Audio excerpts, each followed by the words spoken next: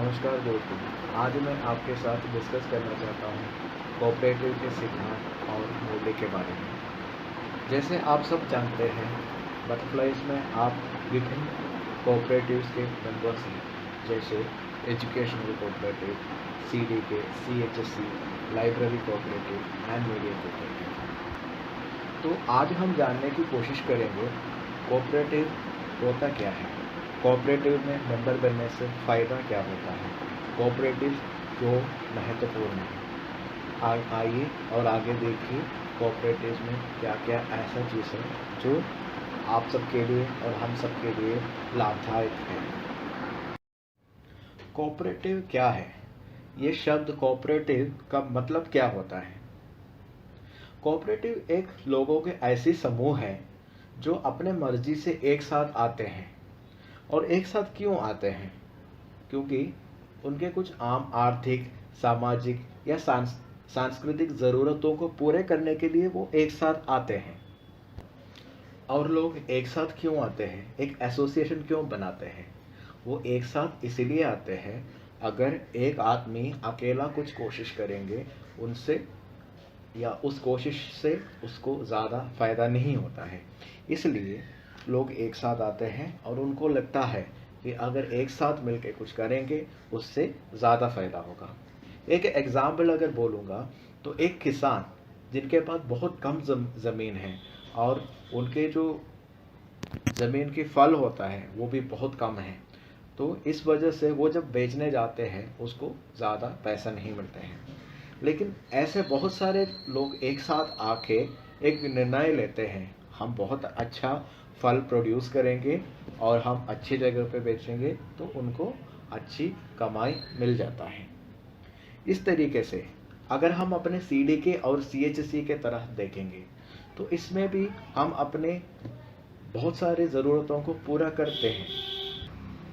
बच्चों का जो आर्थिक समस्या है उसको पूरी करने के लिए आपके पास सीडीके हैं, और आपके समाज में कुछ हेल्थ से रिलेटेड इश्यू है उसका हल निकालने के लिए आप सीएचसी का भी इस्तेमाल कर सकते हैं।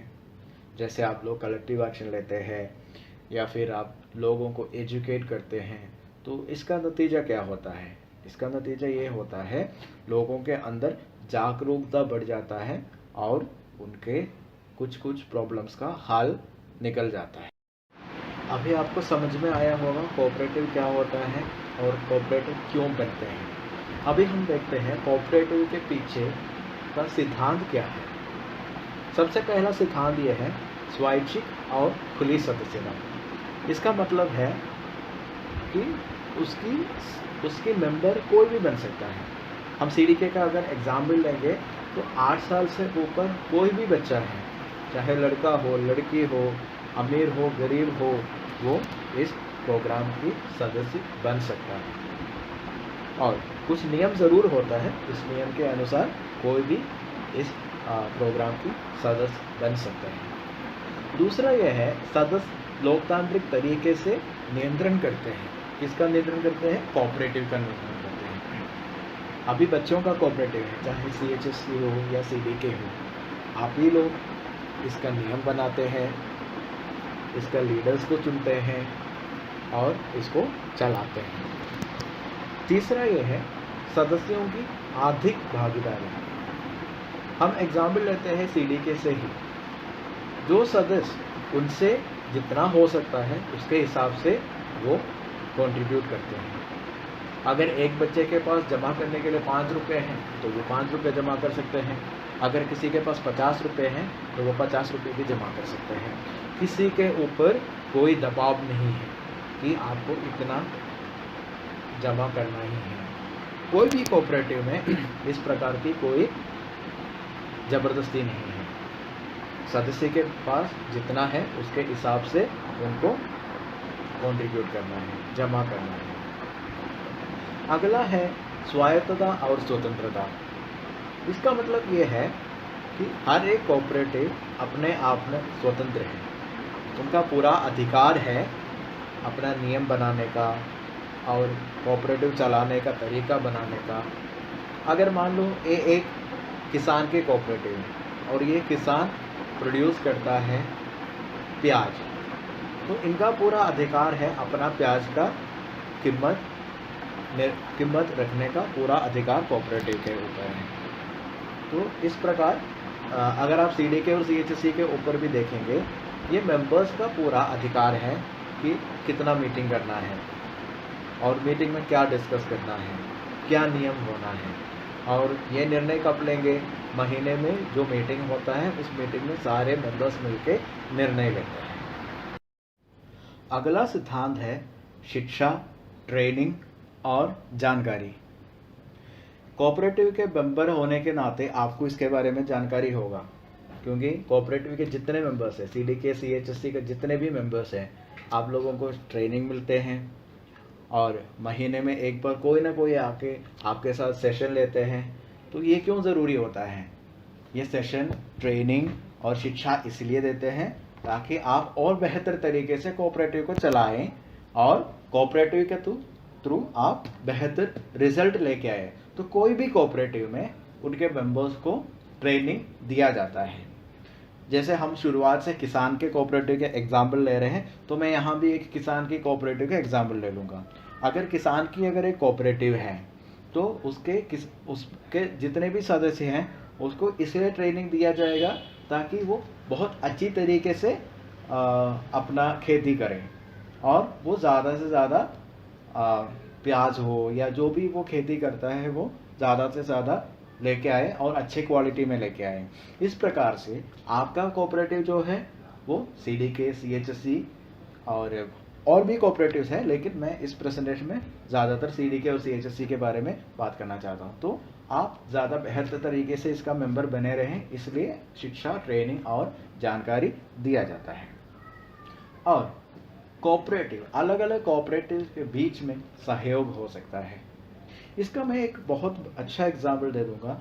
आपको मालूम है आप सीडीके के भी मेंबर हैं और सीएचएससी के भी मेंबर हैं, और ये सीएचएससी के जो मेंबरशिप फ़ी है वो कहाँ जाता है? वो सीडीके में जाता है, जबकि दोनों अलग अलग कोऑपरेटिव हैं। तो ये एक एग्जाम्पल है, दोनों कोऑपरेटिव के बीच में सहयोग हो सकता है, और अगर सहयोग होंगे तो वो अच्छी बात है। तीसरा ये है समुदाय के लिए चिंता।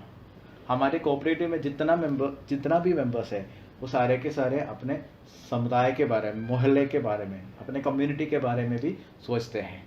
आप लोग रैली क्यों निकालते हैं या फिर एमसीडी ऑफिस में जाके लेटर क्यों देते हैं? वो इसलिए देते हैं ताकि आपका कम्युनिटी का, आपका मोहल्ले का कोई भलाई हो। तो आप लोग सोचते हैं समुदाय के बारे में। तो ये सारे हमारे कोऑपरेटिव का सिद्धांत है। जब हम कोऑपरेटिव चलाते हैं ये सब सिद्धांत को ध्यान में रखते हुए चलाना चाहिए हमें। अभी हम देखते हैं बच्चों के लिए कोऑपरेटिव कैसे फायदेमंद है। ये एक लाइफ स्किल प्रोग्राम है, यानी एक जीवन कौशल है जो आपको अच्छी तरीके से जीने की कुछ स्किल्स सिखाएंगे। इसमें आपको रेगुलर बेसिस पे सेशन मिलता है जिसमें आप ये सीखते हैं कि एक बैंक में ट्रांजैक्शन कैसे होता है, अकाउंट कैसे मेंटेन करता है। इसके अलावा आपको ये भी सीखने को मिलता है आप अपने पैसों को खर्चा या उपयोग अच्छी तरीके से कैसे करेंगे, और आप अपने ज़रूरतों को प्राथमिकता कैसे देंगे। ये सब आपको सीखने को मिलता है। और क्या फ़ायदा होता है? आपको एक अच्छे नागरिक बनने के लिए ये मदद करते हैं। ये कैसे करते हैं? आप सीखते हैं खुद की जिम्मेदारी कैसे उठाते हैं, डेमोक्रेसी क्या होता है, लोकतांत्रिकता क्या होता है, दूसरों से लोकतांत्रिक तरीके से कैसे बात करते हैं, एकजुटता और खुद का हेल्प करना, सहायता करना, ये सब हम इस प्रोग्राम के थ्रू सीखते हैं। कोऑपरेटिव में मेंबर बनने से और कोऑपरेटिव के सारे एक्टिविटीज़ में भाग लेने से हम ये सब सीखते हैं। और ये सीखने के अलावा और क्या फ़ायदा है? या आपकी जो कठिन परिस्थितियों से निपटने में आपको मदद करते हैं। जैसे अभी कोविड का माहौल चल रहा है, लॉकडाउन चल रहा था, लोगों के पास पैसा का बहुत दिक्कत हो रहा था, तो हमारे बटरफ्लाइज में कुछ ऐसे बच्चे थे जिन्होंने एडवांस लिया और अपने माँ बाप को मदद किया ताकि वो उनके घर का रेंट दे सकें। अगर ये पैसा नहीं होता उनके पास, उनके परिवार अपने घरों से बाहर चला जाता। और कुछ बच्चे ऐसे भी हैं जिन्होंने अपने खाते में से पैसा विड्रॉ किया, निकाला। और क्यों निकाला? अपना फ़ोन रिचार्ज करने के लिए और अपने घर में राशन लाने के लिए। फ़ोन क्यों रिचार्ज किया? ताकि वो अपना क्लासेस अटेंड कर सकें स्कूल के। तो इस तरीके से जिन बच्चों ने अच्छी तरीके से कोऑपरेटिव का इस्तेमाल किया, उनका बहुत फ़ायदा हुआ है इस कोविड के दौरान। अगर आप CHC में देखेंगे तो बच्चे दूसरे बच्चों के पास जाके अपना पट्टी करवाया, फर्स्ट एड का मदद लिया। तो ये सब फ़ायदा बच्चों के लिए लॉकडाउन के दौरान और ये कोविड के समय पे हुआ है। और क्या फ़ायदा होता है?